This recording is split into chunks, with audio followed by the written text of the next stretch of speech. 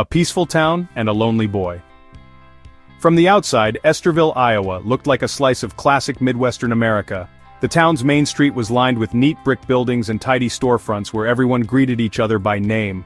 Church bells chimed on Sundays, kids played tag in tree-lined parks, and neighbors swapped pies and stories at block parties. It was the kind of place that gave outsiders the illusion of perfect safety. But very few noticed the boy pressing his nose against the bakery window on chilly autumn mornings, watching the world through panes of flowery glass. The boy's name was Robert Hansen. To those who bothered to look twice, he was a skinny, awkward child with a hunched posture, never quite fitting into the robust, sun-baked boys of Esterville. His family, immigrants of Danish descent, ran the small bakery at the corner, rising before dawn each day. The air above their house always seemed to carry the scent of yeast and sugar, but the sweetness stopped at their front door. Robert's father, Christian Hansen, was a stern, reticent man. He believed in hard work the same way the townsfolk believed in prairie storms. Harsh, but necessary. Robert's life was shaped by his father's iron rules: no coddling, no soft words, no time for childish joys. Even as a schoolboy, Robert was expected to knead dough and fill pastry trays late into the night. He became intimately familiar with the cold blue light of early morning and the aching muscles of exhaustion before he was 10. While his classmates built snowmen or played baseball in the fading daylight, Robert labored behind the counter. The only sounds the rhythmic thumping of dough and his father's gruff commands. There were no bedtime stories, no birthday parties, no gentle encouragement. Warmth, for Robert, came only from the bakery's ovens. At school, things weren't kinder. Robert's stutter and his pallid, acne-scarred face made him a target for laughter, taunts, and exclusion. He retreated further into himself every time a lunchroom sneer or playground chant rang in his ears. Teachers dismissed him as quiet or slow, not seeing the shame and resentment curdling beneath his awkward silence. The only constant in his young world was work, and the silent promise that he would never truly belong in Esterville, no matter how many loaves he baked or hours he spent trying to please his father. In that peaceful town teeming with easy smiles, Robert Hansen's loneliness grew into a silent shadow, following him from the warmth of the bakery into the chill of the Iowa nights. No one, not his classmates, not his teachers, not even his parents, saw the storm slowly gathering inside the lonely boy at the bakery window. A wounded and lonely childhood. From his earliest memories, Robert's world was a fortress of loneliness. At home, the walls were lined with the faded scent of old rye and yeast, but there was no warmth to be found. His father's presence loomed heavy and uncompromising, each interaction stiff, with the unspoken expectation that Robert would never quite measure up. Affection was a foreign concept. Discipline, however, was as constant as sunrise. Late into the night, long after other children had gone to bed, Robert was hunched over dough and cake pans, hands raw from kneading, eyes drooping with fatigue. Each passing day carved a little deeper into his soul, leaving marks invisible to the neighbors who passed the Hansen's bakery each morning. School, instead of offering refuge, only multiplied his pain. Robert's stutter stuck in his throat like gravel and turned innocent questions into public humiliation. Classmates whispered, then laughed, then shouted. He didn't just carry textbooks, he shouldered the weight of every cruel nickname hurled at his back on the walk home. Gym class became a daily gauntlet where his thin frame was ridiculed, his awkward movements eliciting groans and rolled eyes. The acne that pockmarked his face became another reason to hide, to keep his head down, to pray for invisibility. What hurt most were the moments when he reached out for connection and found only cold rejection. He watched the boys form raucous teams during recess, picked last, if at all. He braced himself for the smirks and the shrugs from girls who barely met his eyes before turning away. His longing for friendship, for affection, for even a scrap of normalcy, began to fester into something bitter and unnamed.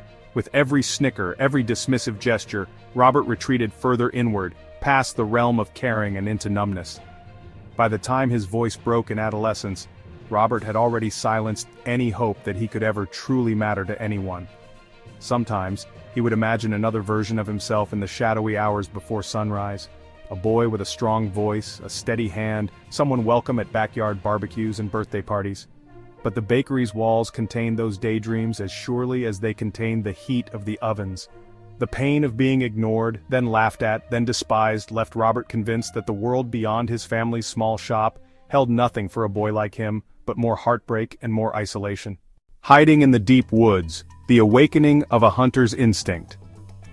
As Robert drifted further from the rhythms of daily town life, the forests on the edge of Esterville began to call to him like a dark sanctuary.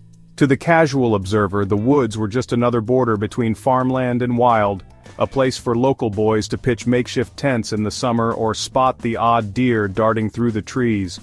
But for Robert, those shadowy groves became an extension of his isolation, a new world where he could exist without the gaze or judgment of others.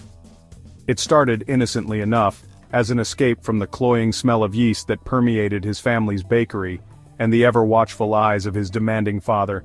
He'd vanish for hours after school, stepping across the brittle branches and underbrush, tuning out the noise of the town with each reluctant stride. In the hush of the deep woods, his anxiety seemed to lift, replaced by curiosity about the secret life found in these silent places. The forest provided Robert with a twisted form of comfort. The rules of men didn't apply here, only the rules of prey and predator. He could watch the squirrels chase along branches or sometimes come upon a fox pausing, nose twitching before vanishing like a ghost. Over time, Robert's trips became less about escape and more about mastery. He taught himself to move quieter, to spot wildlife before it saw him, to read animal tracks on the damp soil. Soon the battered BB gun his father dismissed as a child's toy felt reassuring against his palm. Not long after, he convinced himself he deserved better weapons, earning a real hunting rifle by volunteering for chores nobody else wanted. Robert found a refuge from humiliation among the pines and willows. With every hunt, he felt a flicker of confidence he never knew in school or at home. Here there were no sneers about his speech or gawking at his scars, only the pulse-quickening silence broken by the distant calls of birds and the tense anticipation of the chase. He thrived in that solitary challenge, lying still for hours as dusk fell and learning the patience and cunning that animals possessed by necessity. The physical act of stalking, aiming, and pulling the trigger brought him a rare sense of control, a taste of power so profoundly absent elsewhere in his fractured world. In the woods, existence was stripped to black and white, the hunter and the hunted, one prevailing over the other. Victory over a frightened rabbit or a careless bird was a private triumph, one he could never achieve with classmates or women who laughed behind his back. Each success stoked a small but growing flame inside him, one that demanded ever more difficult prey. Sometimes, after returning from a day in the forest, he'd clean his gun with meticulous care, reliving every tense moment of the chase in his mind. Even on days without catching anything, the thrill lingered, a promise that next time, the stakes would be higher. Away from human company, Robert's bitterness faded into focus. He began to believe that he understood nature's true law, and in that cold clarity there was a dangerous comfort. Over the years, the line between hiding and hunting blurred. Robert no longer needed to pretend to be invisible. In the woods, he made his own rules, his own world. While other boys outgrew their fascination with the wild, he remained obsessed, refining the skills that would later transform him from a lonely outcast into something far more formidable. A predator hiding in plain sight, quietly nurturing dark ambitions that no one in Esterville could ever imagine. The fire of resentment ignites. It was a bitter winter night in December 1960 when something inside Robert Hansen finally snapped. By then he was no longer the awkward, stuttering boy everyone ignored. He was a young man of 21, his hands rough from years of baking bread and his heart even rougher from years of swallowing humiliation. The small town of Pocahontas, Iowa had become for Robert a place filled with ghosts of past taunts, a never-ending echo of other people's laughter that seemed to line every brick and alleyway. For years anger had smoldered just beneath Robert's seemingly calm surface. He'd been told to control it, to be a man like his father, stoic, tireless, cold. But anger is not so easily banished. In Robert it festered quietly, growing in the dark, nurtured by every insult, every snub, every moment of invisible pain. He began to see himself as an outcast, pushed out to the edge of a world that would never accept him, no matter how many loaves of bread he baked or how many chores he finished. That night, standing outside the bus garage of the Pocahontas County School Board, the frosty air stung Robert's cheeks, but it couldn't extinguish the burning in his chest. He'd volunteered at the fire department, perhaps hoping that the discipline and camaraderie would help him find his place.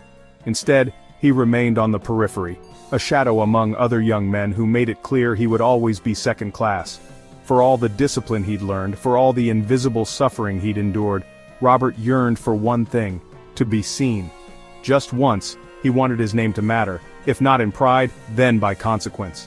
With trembling hands, he doused gasoline across the wooden slats of the garage, the smell sharp and acrid. As he struck the match, he wasn't thinking about the law or morality, he thought only of the fire, and how for the first time, he was the one making other people feel powerless. The flames rose with a ferocity that surprised even him, painting the sky orange and casting his long, thin shadow against the wall behind him. The garage burned to the ground, fire engines barreling through the frigid night as sirens rattled windows awake.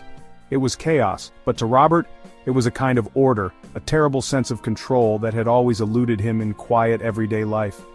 Even as he watched the flames devour the building, his heartbeat steadied for the first time in years. He had finally shown them what he was capable of, even if he had to destroy something to do it. Robert was eventually caught, arrested, and sentenced to 3 years in prison, though he would serve less than 2, but the seeds were planted. With that fire, Robert Hansen crossed an invisible threshold. He'd discovered the seductive power in breaking society's rules, in asserting himself through destruction. Jail did nothing to extinguish the fury building inside him. If anything, it taught him that, for someone like Robert, consequences were weightless if compared to the dark satisfaction of vengeance. And in that first blaze, a much greater inferno waited to be unleashed. The respected baker and the passionate hunter. It's almost laughable looking back, to imagine how thoroughly Robert Hansen blended into Anchorage's daily rhythm, a small, wiry man always dusted in a fine powder of flour, with the faint smell of yeast clinging to his clothes. His bakery on 9th Avenue quickly became an early morning landmark. Customers, some groggy from the Alaskan darkness, would find their way inside for coffee and fresh sweet rolls, greeted by Robert's shy nod and faint awkward smile. He rarely looked anyone in the eyes for long, but everyone agreed. He was polite, even a touch timid, and exceedingly hard-working. The hour started long before dawn and the lights burned late, casting a warm, golden glow into the ever-cold Alaskan night. Despite his social awkwardness, Robert gained a reputation for precision and perfection in his craft. He remembered regulars by how they took their coffee, 2 sugars for the harried nurse, extra glaze for the construction foreman who came in after double shifts. He never forgot a face, even if few ever truly noticed his. But for all his routine and reputation, there was another, larger world that called to him. If the bakery was his public stage, the wilderness of Alaska was his true sanctuary, and his obsession. He would speak, eyes glimmering, to fellow hunters about the vast tundra and the challenge of tracking game through the snow, the patience required to wait hours in biting cold. Hunters respected his skills with both rifle and bow. Photos from local tournaments, faded now, showed Robert with prize caribou, moose, or bear, always kneeling quietly by his quarry, never beaming, but obviously proud. With time, his fame grew among the tight-knit hunting community. He broke local archery records, collected trophies which soon filled the bakery, and then spilled into the living room at home. Animal heads, caribou, moose, even an enormous Kodiak bear, watched over the morning doe.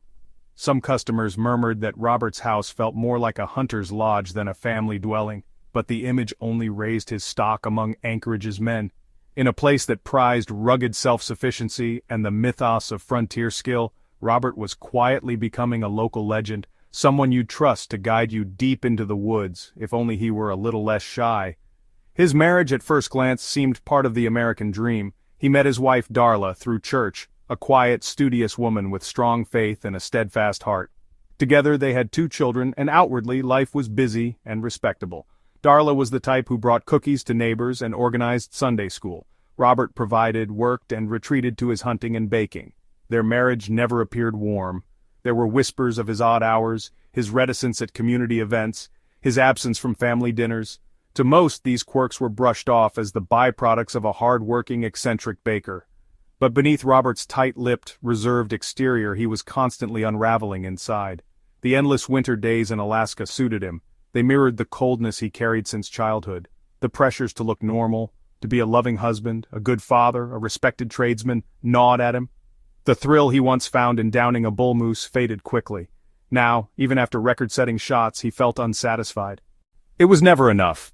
Anchorage in those years was a city in flux. The pipeline boom brought roughneck workers from all over America, transforming the sleepy town into a bustling, neon-lit city where vice and ambition flourished. Strip clubs, massage parlors, and bars multiplied. Alongside the influx, police presence faltered under the strain. In this new, shifting reality, Robert's ability to disappear, head down, invisible, became another weapon. He watched the world shift, unseen. After the bakery closed, when the last customer had long gone, Robert would step into his garage where his pride, his own Piper Super Cub airplane, waited. The plane was a physical manifestation of his independence. He kept it immaculate, always ready for the next solitary journey. Other men boasted about taking buddies out for an afternoon of fishing or hunting. Robert preferred silence. He flew low over the wilderness, searching for new tracks, new ground, sometimes touching down on gravel bars miles from the nearest road. If the wild, frozen land held secrets, he wanted to claim them first. Neighbors watched him load up his small plane, gear, supplies, gun cases, a bedroll. Sometimes he was away for a day, other times for most of a week. To Darla, these expeditions were part hobby, part therapy. After each journey, Robert seemed more at ease, kinder with the children, more patient in the bakery. She learned, as the years went by, not to ask questions about what happened in the wilds. She accepted the silence, the distance, the unexplainable moods. But even as he built his reputation as both a master baker and a gifted sportsman, Robert carried with him a gnawing sense that he was faking it all. He endured the rituals of respectability, church on Sundays, business owner banter, family outings, but felt emptied by each performance. In the woods, stalking game alone with the surge of cold wind on his face, the power dynamic was different. The forest never mocked his stutter. An elk didn't snicker at his acne scars. The animals cared only about his skill, not his awkwardness. The wilderness respected ruthlessness. He became almost mystical to new arrivals, a local expert with the eyes of a hunter and the hands of an artist. Men from out of state would approach him, desperate for advice on how to bag their first caribou. He'd offer curt but honest suggestions, sometimes even guiding rookies through the basics of survival. There was something unsettling in his calmness, his chilling patience. The city, too busy chasing pipeline dollars, never noticed how the air sometimes thickened around Robert when conversation turned to the things that truly excited him: the hunt, the chase, the moment when skill and fate met in the silence of Alaska's endless wild. There was a wall between Robert and the rest of Anchorage, as if an invisible river cut his life into two halves. The world saw the baker, the family man, the quiet provider. But the fields and forests, the icy rivers traced by his single-prop engine, those saw the real Robert Hansen, predator, watcher, always ready for the next hunt. And as darkness fell each evening and the bakery closed, that shadow grew deeper, hungrier, quietly carving out a double life that would soon horrify the town that once called him friend. A twisted American dream in the Black Gold City Anchorage in the 1970s was a city in the throes of transformation, an unlikely boomtown born of black gold. Oil money pumped through its veins, morphing this snowy outpost into a burgeoning metropolis where change could be tasted on the tongue and felt in the electric air. Roads that were once choked with snowdrifts now pulsed with work trucks and limousines, their tires kicking up the grit of freshly paved streets. Neon signs blinked through the winter darkness, beckoning men from drilling rigs and pipeline camps to come spend their newfound wealth. In the same bar, roughnecks and executives clinked glasses, their laughter echoing under ceilings blackened by cigarette smoke and ambition. But beneath the neon and promise, a darker undercurrent wound its way through the city's rapid expansion. Where there is money, there will always be hunger. Some came to Anchorage seeking adventure, fortune, or escape. Others came chasing something they couldn't even name. And with them came a shadow economy, strip clubs tucked behind unmarked doors, makeshift casinos in dim back rooms, sex work advertised with coded phrases on bulletin boards. Law enforcement, underfunded and overwhelmed, could do little more than document the chaos. Locals whispered about rising crime, missing girls, and the way the city seemed to swallow some people whole. Robert Hansen thrived in this churning world where old rules bent and even sometimes broke. To his neighbors he remained the unassuming baker with flour on his cuffs, a fixture at school bake sales and Sunday service.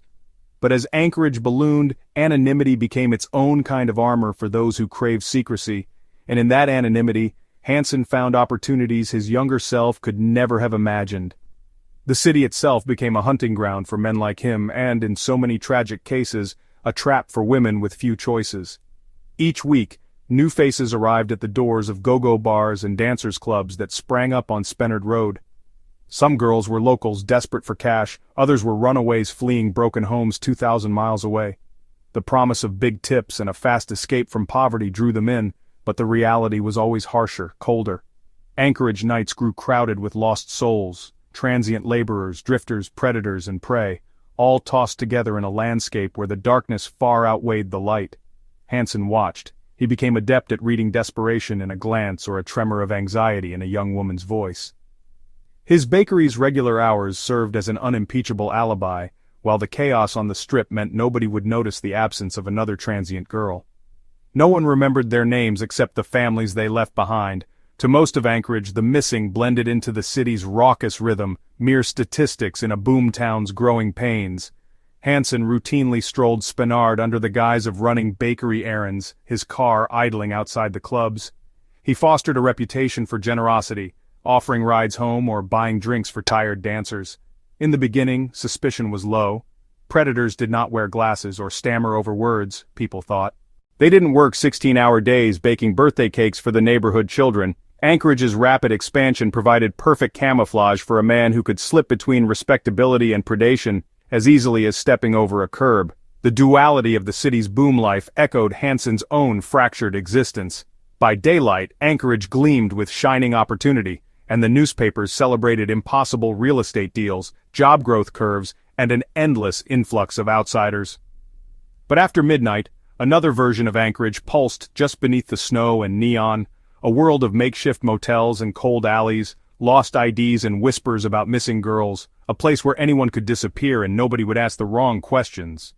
The culture shifted with the money, churches struggled to keep pace with the new faces, and schools overflowed with students whose families drifted from worksite to worksite.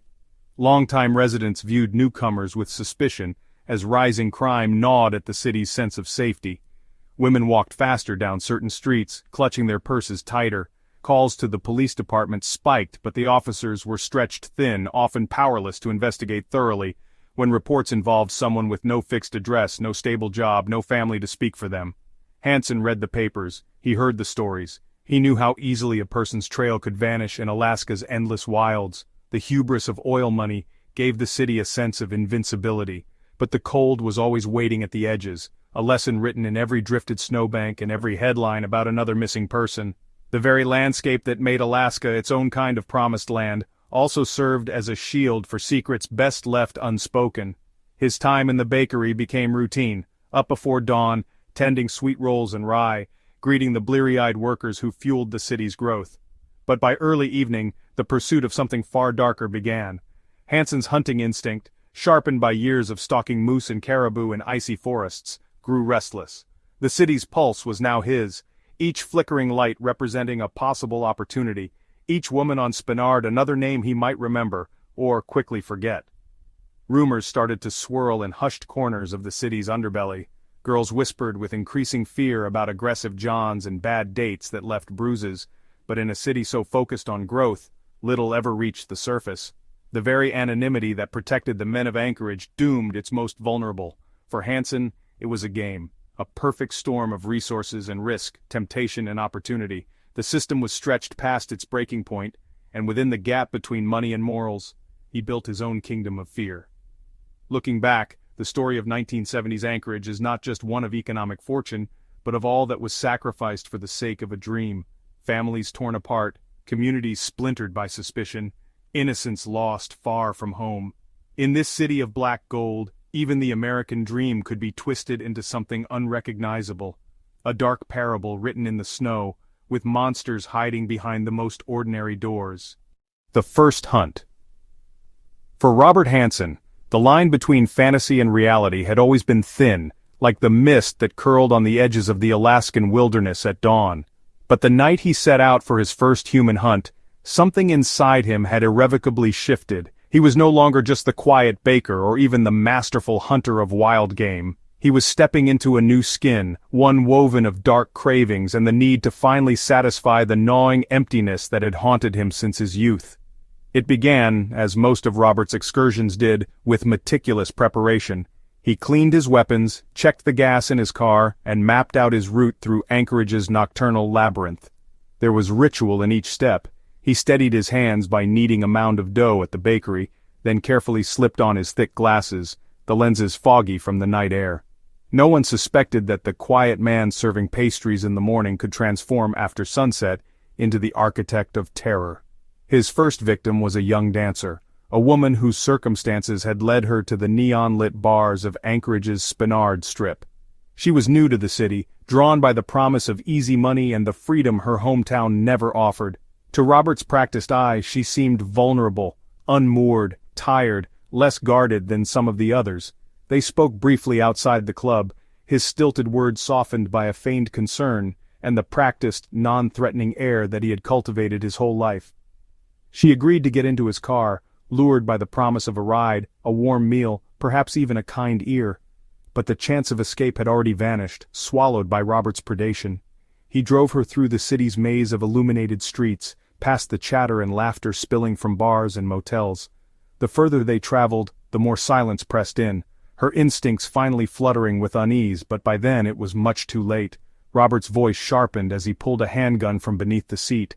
Panic erupted in her eyes. He forced her wrists into handcuffs, his own heartbeat loud as thunder in his ears, but his demeanor eerily calm. Control was his drug, and this was the first true taste. He raped her, emotionless and methodical, as if enacting a script finally come to life after years of rehearsal in his own head. Then, with the same cold efficiency, he drove her to the outskirts of town where the dark woods waited, a landscape he knew more intimately than any address in Anchorage. He forced her out of the car and, under the indifferent gaze of the stars, ended her life with a single, practiced shot. The girl collapsed onto the frozen ground without even a scream, her story swallowed by snow, the wind quickly erasing all trace that she'd ever been there. Robert worked quickly to conceal the evidence, dragging the body off the road and into the brush. His pulse had returned to a steady rhythm, his hands so used to shaping bread were now servants to ritual far more sinister. He buried her in a shallow grave, using a small shovel in his gloved fingers to hack at the half-frozen earth. The ground was hard, unyielding. Nature itself seemed reluctant to accept what Robert had done. But he persisted, limbs trembling not from remorse, but from adrenaline's final ebb. Later, as dawn crept over the treetops and the city stirred awake, Robert returned to his bakery. He switched on the lights, dusted flour over the counters, and began kneading dough, hands moving with mechanical precision. The world outside never suspected a thing. To neighbors and early customers, he was as he'd always been, the polite baker with soft footsteps and averted eyes. Only the bruises on his arms, the mud on his shoes, and the haunted glint in his stare hinted at the night's carnage. For days the city hummed with routine.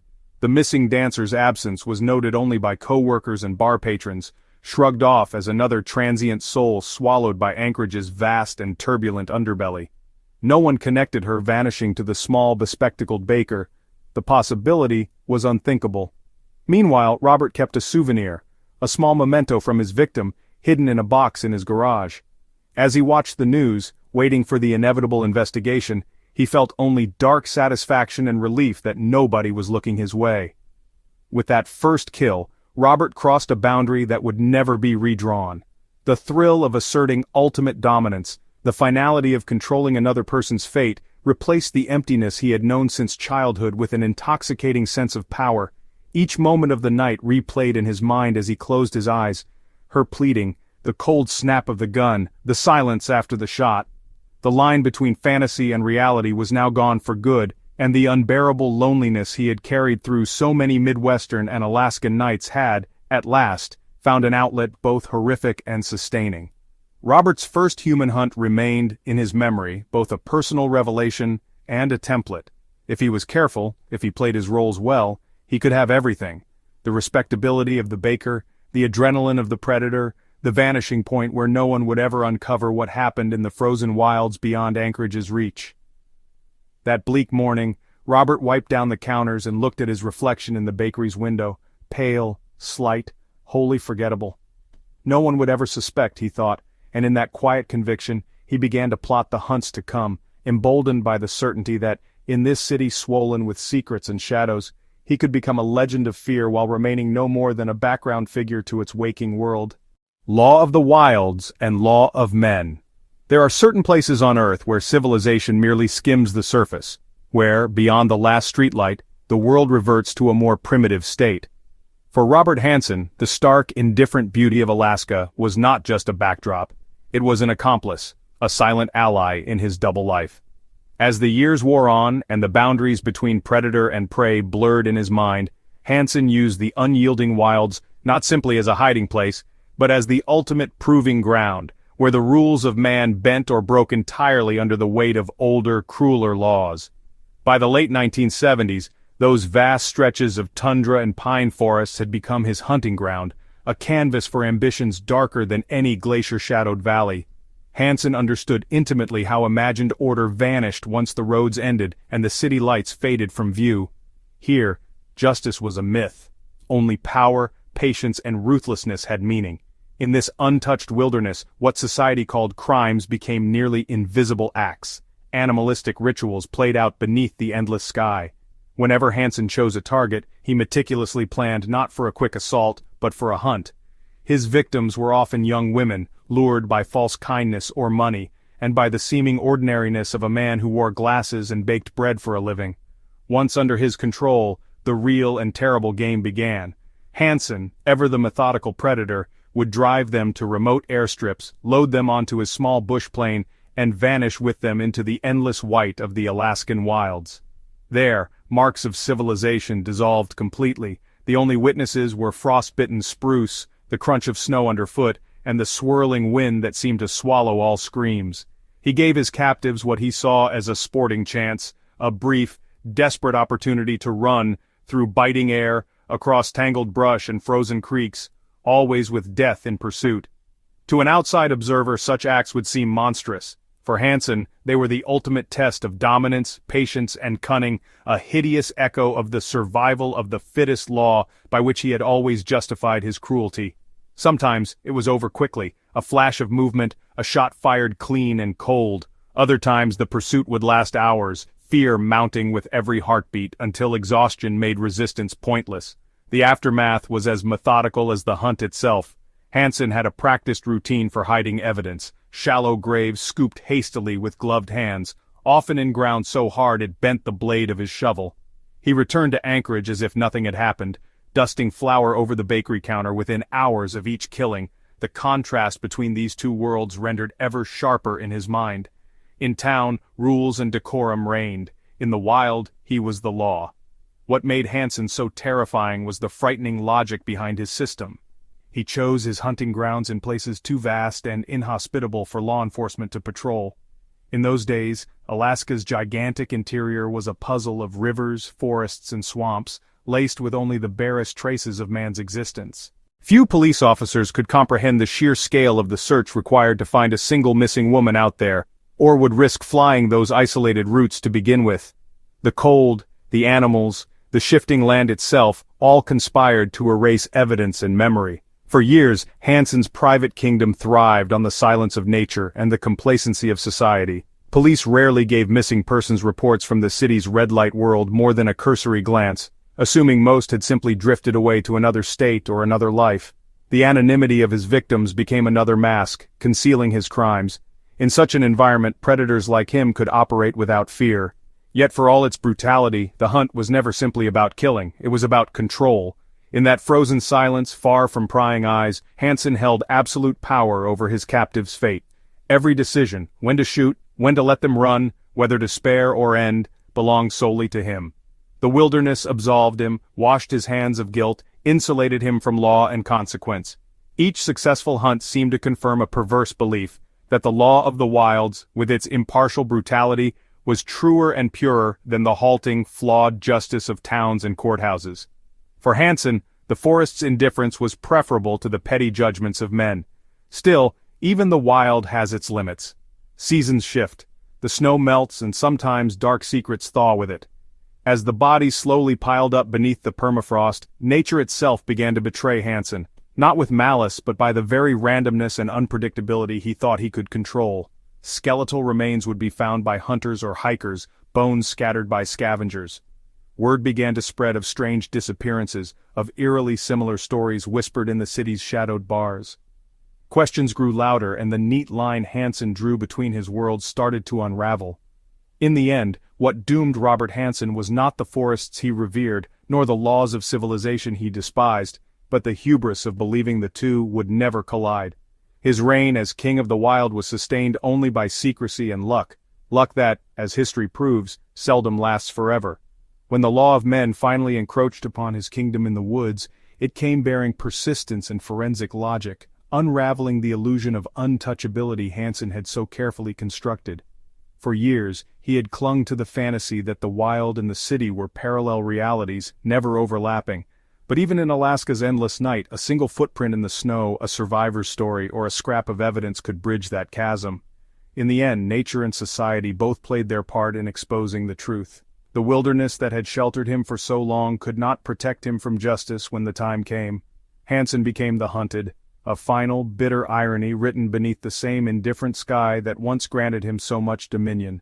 Escaping justice, again and again. It is both remarkable and deeply unsettling how Robert Hansen managed to elude true accountability across years of increasingly brazen crimes. His ability to bypass justice time and again owed as much to the flaws of the legal system and the biases of the community as to his own cunning. The fact that one man could commit theft, assault, and far darker acts on the fringes of Alaskan society, and still walk free, reflects a web of missed signals, societal blindness, and sometimes downright luck. Let's unravel the chilling sequence of near misses and institutional failures that allowed the Baker Butcher to keep hunting. From the start, Hansen's contradictions gave him a unique form of camouflage. He looked, and often behaved, exactly like the sort of man people wanted to trust. Polite, hardworking, a family man with thick glasses and a shy manner, known almost exclusively for his bakery's warm bread and flaky Danish pastries. This social mask protected him first in Iowa, and later in Anchorage, allowing him to deflect suspicion even when evidence started to stack up around his name. His first major run-in with the law had come years earlier, when as a young man in Iowa, he'd set fire to a school bus garage in a reckless, angry bid for attention. Even then, after being apprehended and briefly jailed, Robert Hansen seemed hardly changed to neighbors or colleagues. There was always an excuse, a rationalization, and a promise that he was just a troubled youth moving past his darkest days. The pattern was set. With the right words, a meek demeanor, and an artful show of remorse, society would continually give him another chance. That pattern followed him to Alaska.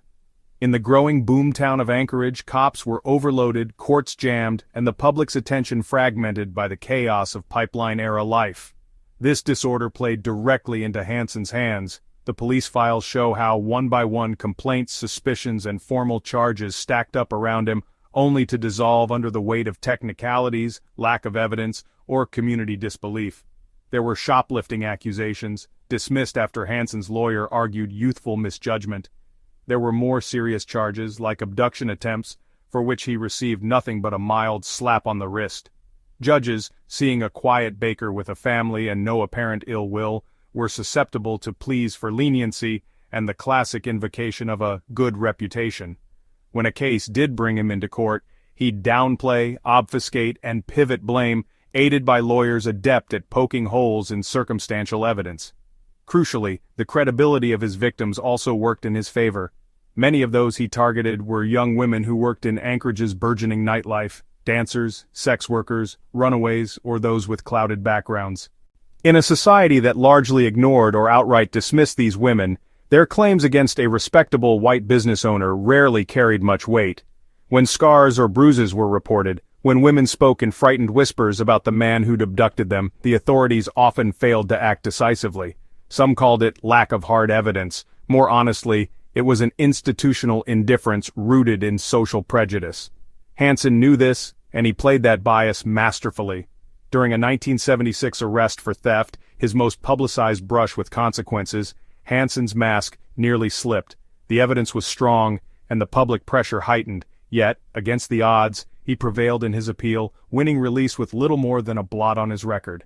Again and again, he benefited from overlapping layers of doubt, the reluctance of authorities to believe a pillar of the neighborhood could be a monster, the lack of forensic technology to link him to the far-flung crime scenes in the wild, the failure of law enforcement agencies to share information across jurisdictions in a rapidly growing city.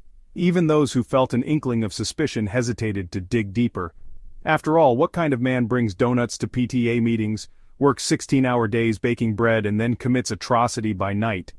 The psychological comfort of the familiar was so powerful that it stymied investigation after investigation. Hansen walked out of courtrooms and police stations again and again, emboldened by each near miss, growing more confident that he existed outside the rules that governed everyone else. By the time the whispers of missing women grew into rumors and those rumors into dark local legends, Hansen's list of alleged transgressions would have sounded ludicrous in any other context. Yet, for nearly a decade, Anchorage accepted the narrative that bad things happened to bad girls, that people on the margins simply drifted away, and that the kindly baker could not possibly be the connecting thread. Hansen's ability to evade justice became a tragic testament to how well evil can hide in plain sight and how blind a community can be when faced with an uncomfortable truth. That era finally ended only when fate, determination, and a survivor's courage forced the city to see past the flower-dusted facade. Until that point, Robert Hansen's repeated escapes from justice had already left a trail of devastation stretching from the dance clubs of Spenard to the icy, windswept valleys beyond the city lights, a legacy of missed chances and warnings ignored. The bookworm outsmarts the town. If anyone had told the residents of Anchorage that the bespectacled baker on 9th Avenue was secretly one of the most dangerous men in Alaska's history, they would have laughed it off as the wildest rumor. Robert Hansen, mild-mannered, soft-spoken, and a staple at every church bake sale, carried himself with the harmless aura of a man who would rather get lost in a crossword puzzle than cause trouble. Yet, beneath this benign exterior, he navigated the city's currents with the cunning of a seasoned predator, manipulating the town's perceptions and prejudices with surgical precision. Hansen's capacity to outsmart his neighbors stemmed from an extraordinary ability to blend into the wallpaper of daily life. He understood on some deep and instinctual level that the best place to hide is in plain sight, especially in a town like Anchorage that was rapidly swelling with new arrivals and busy with its own transformation. He made a point of being entirely forgettable. His clothes were plain, his speech careful and measured, and his every interaction calculated to reinforce the idea that he was, above all else, unremarkable. The bakery became his fortress of normalcy. Customers streamed through each morning delighted by the smell of fresh bread and the taste of sweet pastries. Robert always remembered their names, their favorite orders, even little details about their lives. If a tired nurse needed an extra donut for the kids, or a construction worker lamented the snow, Robert would offer a sympathetic nod or a gentle smile. He worked grueling hours, starting before sunrise, often ending long after dusk, never complaining, always polite. Neighbors assumed the long shifts left him no time for mischief. As one regular later put it, you couldn't find a calmer, more reliable man north of Seattle. In community life, Hansen seemed just as steady. He was punctual at church, quiet at PTA meetings, and always signed up for charity drives. If anyone paid attention, they'd have noticed his tendency to hover at the edges of the crowd, never quite engaging, but always present. Children found him a bit odd, perhaps, but their parents reassured them that he was simply shy, a gentle soul who'd never hurt a fly. What no one realized, what made his act so effective, was how expertly Hansen used the invisibility society granted him. His clean-cut image became both shield and weapon. When authorities questioned him for minor complaints, he disarmed them with meekness and bewilderment. "Me? I just bake bread," he would mumble, stammering behind thick glasses, his hands wringing a coffee cup. Officers walked away, unconvinced of his guilt but sure of his harmlessness. Hansen's bookworm persona worked especially well on those who might otherwise have suspected. For the law, he was a low-priority blip, a business owner with a family and a spotless daily routine. For his neighbors, he embodied the ideal of small-town respectability, a point of pride in a city swamped by outsiders. Even his wife, Darla, grew accustomed to his eccentricities, dismissing long absences and emotional distance as the quirks of a man consumed by responsibility and solitude. The irony, of course, was that Anchorage was a town teeming with rumor and speculation. People whispered about the pipeline boys who started bar fights and the drifters who disappeared without a trace, but Robert was never the subject of gossip. His name was uttered only in the context of fundraising for a new church roof or the best rye bread recipe. This was exactly as Hansen intended, a dangerous man hiding behind an armor of ordinariness. His social camouflage was reinforced by the deep cracks in community vigilance. Anchorage's law enforcement was stretched thin, its population growing too quickly to notice the subtle shifts at the margins. The city trusted too easily in first impressions and familiar faces. Suspicions were reserved for the loud, the aggressive, those who didn't fit in. Hansen, by contrast, knew every rule of the social game and how to play the role of the awkward neighbor so convincingly that even victims who briefly survived his attacks struggled to get the police to look his way. There were moments, of course, when the mask slipped. A strange mood at a family dinner, a flash of anger when something out of routine occurred, but these incidents were buried under years of seeming stability. When questioned by police after one woman's narrow escape, he vehemently denied everything, shifting blame and reminding everyone of his sterling reputation. "You know me," he'd insist, gesturing toward the bakery. "I have a business, I have a family, I've been here all these years." And for a long time that was enough. The most insidious part of Hansen's double life was how much it depended on the willingness of the town to be deceived. People liked what they saw in him. They wanted to believe in the story he offered them, and it made them complicit, unwittingly, in his deceptions. It took years, and a series of increasingly brazen crimes, before anyone in Anchorage could even entertain the thought that their favorite baker might have a sinister side. Looking back, it's easy to wonder how so many intelligent, well-intentioned people could be so thoroughly hoodwinked. But Hansen's true genius lay in understanding not just the surface of social trust, but the deep roots of community routine and assumption. He weaponized expectation, preying on the comfort people found in regularity, never too friendly, never too strange, always exactly what others needed him to be. By the time the thin veneer of normalcy finally cracked, Hansen had already left a trail of devastation hidden in the frozen outlands. A quiet monster whose greatest crime, perhaps, was not just what he did in the shadows, but how skillfully he convinced an entire town to see nothing at all. The horrific unraveling triggered by a frantic escape. After so many years of evasion and calculated predation, Robert Hansen's double life began to unravel in the most unexpected way. A 17-year-old girl running barefoot for her life, handcuffed, terror-stricken, wild-eyed beneath the pale dawn of Anchorage. That morning the meticulously woven veil shielding Hansen's monstrous deeds was snatched away, not by an experienced detective or new forensic breakthrough, but by the courage and desperation of a young victim named Cindy Paulson. Cindy was no stranger to danger, but nothing prepared her for the horror she found herself tangled in. Lured by what seemed like a routine client, she quickly sensed something wrong as she entered Hansen's car. The gentle baker facade faded, his voice grew cold, calculated. Minutes later she found herself bound and at his mercy, in a soundproofed room that hinted at the countless girls who never escaped its walls. Yet, beneath the surface-level terror, something inside her refused to surrender to the script Hansen had written for all his victims. Hansen's methods were always coldly efficient and eerily methodical. He would pick up women from Anchorage's red-light districts, those he believed no one would report missing, and drive them to his home or private garage, where the real nightmare awaited. Cindy, though frightened beyond measure, began to notice details. The scent of bread trapped in his clothes, the rhythm of his stutter when he lost control, the odd pride he took in showing off hunting trophies even as he planned her demise.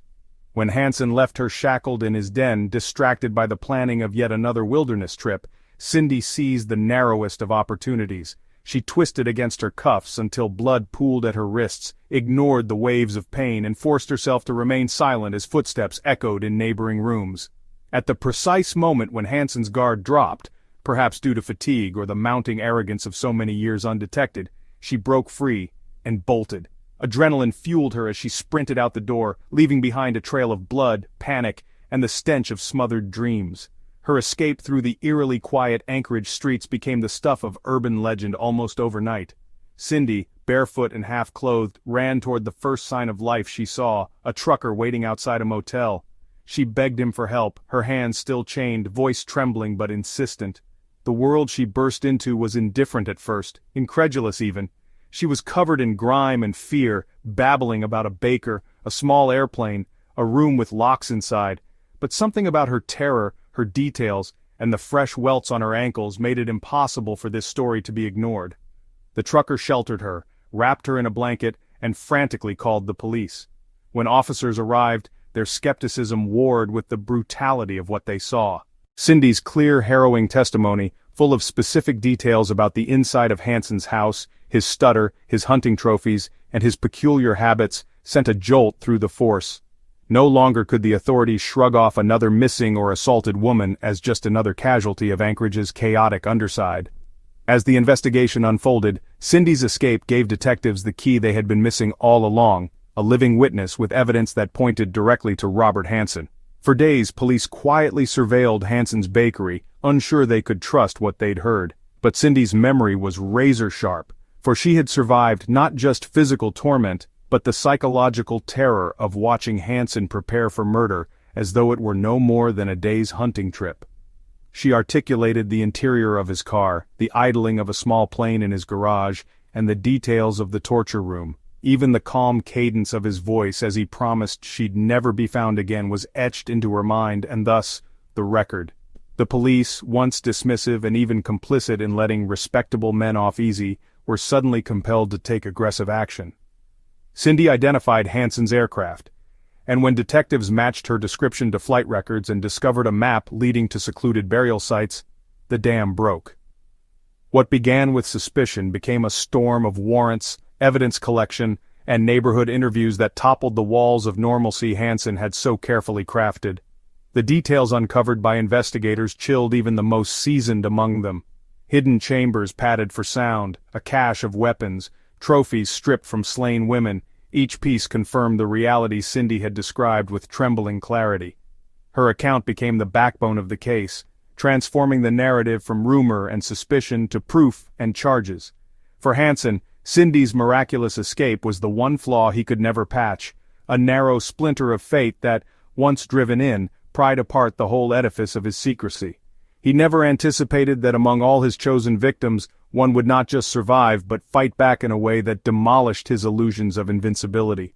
The police pressed forward, exhuming the chilling evidence of his many years of predation, marked maps pointing to remote icy graves, mementos of countless women who vanished amid the snowdrifts, and in every detail, the premeditation of a man who believed he would never face consequences.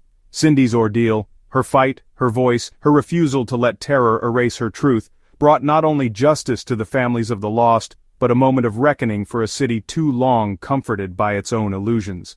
Anchorage was forced to recognize the monsters that might lurk behind even the most familiar smiles, and to witness, through one courageous girl's escape, that sometimes, the breaking of silence is the surest route to shattering evil. The Devil's Downfall. When Robert Hansen's carefully woven mask finally unraveled, it wasn't just the end of a criminal's reign, but the culmination of over a decade's worth of fear and unanswered questions for Anchorage. The man who for years fed the town with cinnamon rolls and soft-spoken pleasantries was now unmasked as a methodical killer whose dark legacy stretched across the frozen wilds of Alaska. The tidal wave leading to his downfall surged after Cindy Paulson's daring escape.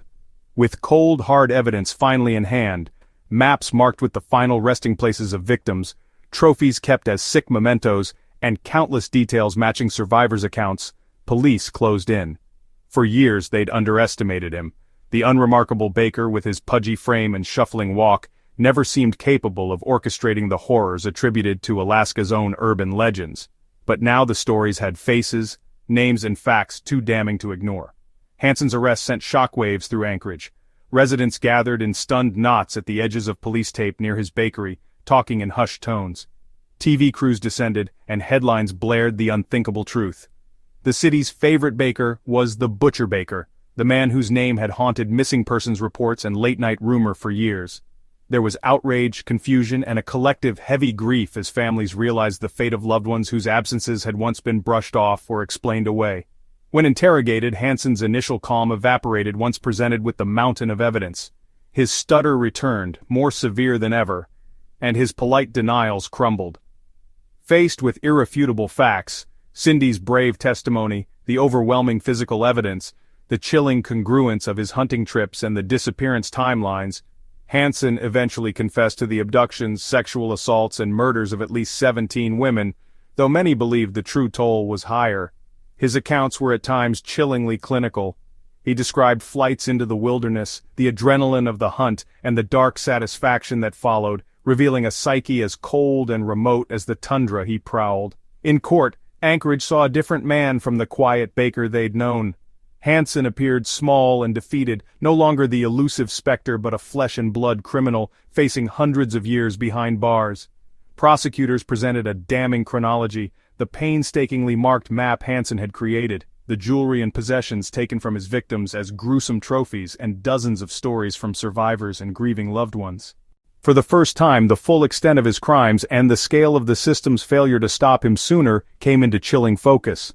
The trial was short but searing. Judges, police, and even hardened journalists were visibly shaken as evidence was laid bare.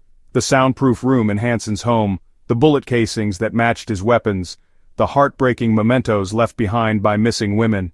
His own wife and children, previously kept in the dark, sat shell-shocked as the public image of their husband and father was revealed to be a monstrous lie. In the end, the verdict was never in doubt. Hansen was sentenced to 461 years in prison without the possibility of parole. The judge spoke for the city, and, in many ways for the country, when he called Hansen's acts the most cold-blooded and calculated atrocities imaginable. Unlike the vast Alaska wilderness, there would be no more hiding places for Robert Hansen. He was confined to a cell surrounded by cold stone and constant surveillance, the antithesis of the freedom he coveted in life. In prison, Hansen was an object of fascination for criminologists but of horror and revulsion for everyone else. He rarely spoke of his crimes, and those who encountered him said he shrank further into himself as the years wore on. The news occasionally resurfaced, especially when new evidence from Alaska's permafrost threatened to link him to even more unsolved disappearances, but Hansen offered little closure beyond what he'd already confessed. He died behind bars in 2014, in the prison hospital, far from the icy sanctuaries he once roamed. There were no grand gestures, no final dramatic words, just a footnote in the news.